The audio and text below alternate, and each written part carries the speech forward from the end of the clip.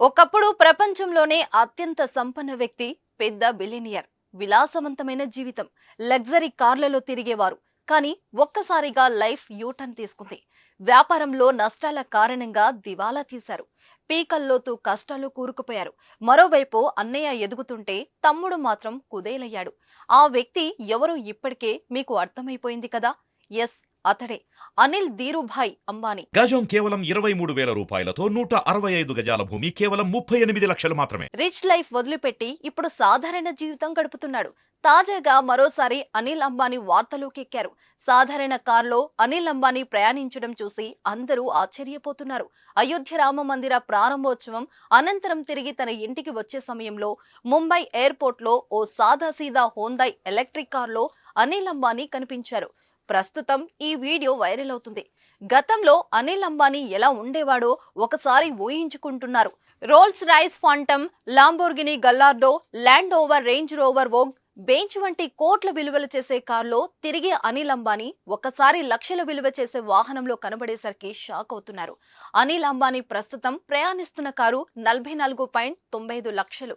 ఒకప్పుడు ప్రపంచంలోని టాప్ బిలియనర్లో ఒకరిగా ఉన్న అనిల్ అంబానీ ప్రస్తుతం పతన దశను ఎదుర్కొంటున్నారు. Communication, infrastructure, power generation, supply fish building, home finance వంటి వివిధ వ్యాపారాలలో రాణించిన అనిల్ అంబానీ ఇప్పుడు అప్పల ఊబిలో చిక్కుకుపోయారు. ఆయన కంపెనీలు చాలా వరకు దివాలా తీశాయి. చాలా కంపెనీలను తక్కువ ధరలకు విక్రయించారు. కోర్టు కేసులతో ఉక్కిరి బిక్కిరి అవుతున్నారు అనిల్ అంబానీ.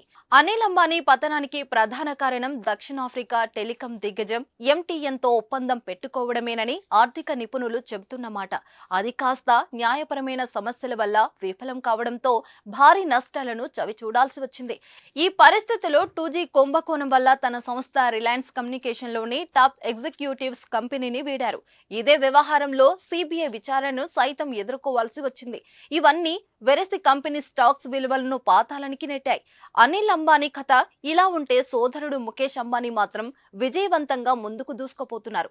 ముఖేష్ అంబానీ సంపద పెరుగుతూనే ఉంది. నేడు ప్రపంచంలోని టాప్ 10 సంపన్నుల జాబితాలో ముఖేష్ అంబానీ ఉన్నారు. సోదరులు ఇద్దరు గతంలో కుబేరులుగా కొనసాగారు. కానీ ముఖేష్, అనిల్ మధ్య ఆస్తుల పంపకం తర్వాత పరిస్థితి మారిపోయింది. ఆస్తుల పంపకం తర్వాత తనకు వచ్చిన కంపెనీల పురోగతిపై దృష్టి పెట్టకుండా కొత్త వ్యాపారాల్లో పెట్టుబడులు పెట్టి నష్టపోయారు. వేల కోట్ల అధిపతిగా ప్రస్థానం మొదలుపెట్టి చివరకు దివాలా స్థాయికి పడిపోవడం బాధాకరం.